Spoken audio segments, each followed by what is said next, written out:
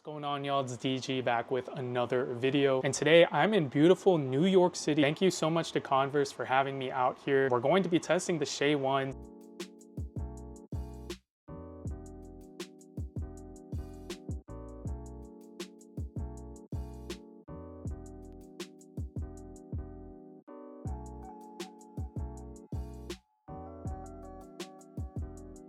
Just got back from Nike HQ in New York City on behalf of Converse to test out the SHAI 1s right here. This is the hoop shoe a lot of people are talking about ever since SHAI won MVP, Finals MVP. He won the championship as well, so he did go on a pretty generational run. Amazing to meet other content creators in this shoe space, the overall basketball space in general. It is also kind of cool because always at these events, I'm the only Asian person there. I'm always the only, I guess, Filipino person there nonetheless. So it is pretty cool to, be a part of these different groups. Starting with the traction I had no issues with, but I will preface saying that we did play at Nike headquarters in New York, and they did have an indoor court, which was obviously pretty clean. So I do have to, wear these in my normal community center and the high school courts that I play on. But I do think that this traction, it has been pretty good. Like, I am getting really good signs from it so far. In terms of durability, these are decent. It's not going to be like a Kobe 1 Pro type of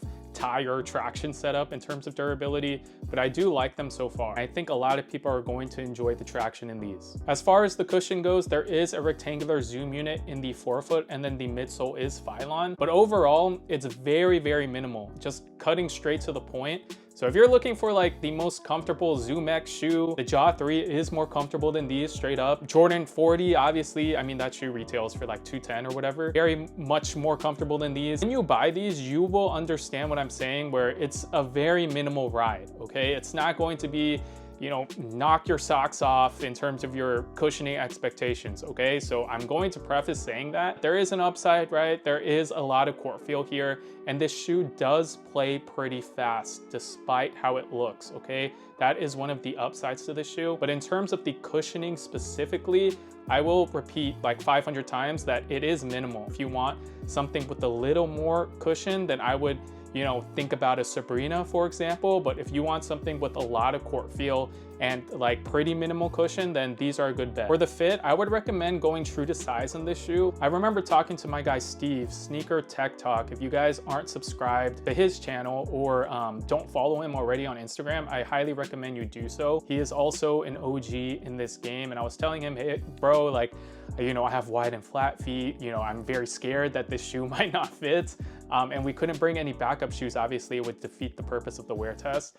And a lot of shoes, they hurt my feet. These don't do that at all. And I was actually pretty surprised because obviously this upper is beefy and everything, and I didn't know how they would fit. But as a wide and flat footer, going true to size was perfect for me. And I think going true to size for most people is going to be great. I don't think you should go down half a size, although maybe if you have a really narrow foot, then sure, you can do that. But for most, like 99% of people, I would stay going true to size. The weight was probably the most surprising thing about this shoe. I actually had the expectation that these would feel a little bit on the heavier side, but it's actually the opposite. These are average weight, probably objectively, but when you're playing in them, they feel light. We played for like 4 to 5 hours, or maybe even 6.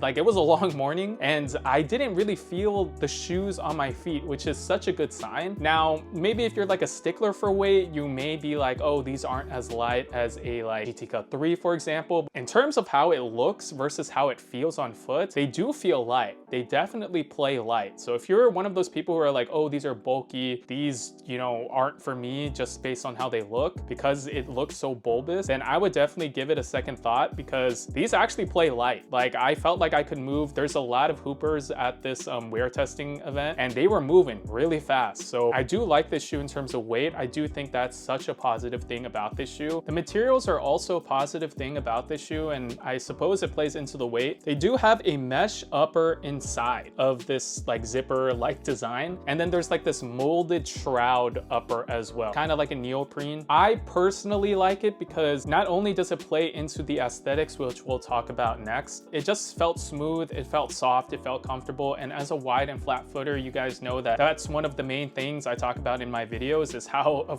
a shoe fits around my foot. And I felt like these were just like cozy. They felt nice. In terms of aesthetics, these look pretty cool, especially the blue one and the black one. Those were like fire in person, and I feel like a lot of people may wear these casually. Obviously, I was around the Converse team and all of them were wearing these casually, so I could visually see how they would look if they weren't on a basketball court. Obviously, these are basketball shoes, and when you play basketball, you know, I guess you want to wear something different, especially if you're looking to buy these. And they look good on feet, guys. They look good on feet. What's cool is obviously you don't have to zip it all the way up. You can kind of open it like this, or you can have kind of this zipped aesthetic right here, which is kind of cool. You can tuck the laces in the shroud. With all of that said, I think you can style these in different ways. Overall, the colorways are really nice. It's monochromatic. If you guys have watched my videos like from years and years ago, you guys know that I like shoes that represent the team that the player is on. I guess this does not apply to that. But the second thing I always say is that I love shoes that are monochromatic. I like shoes that are one color. Overall, guys, I think the SHAI one has a lot of hype, and obviously so, because Shai Gilgeous-Alexander is kind of, you know, becoming the face of the league, and he, you know, kind of proved himself to be the best player in the NBA objectively this season, winning the championship and all of these MVPs. And his shoe is actually pretty good. I can see a lot of people enjoying these. I think the main kind of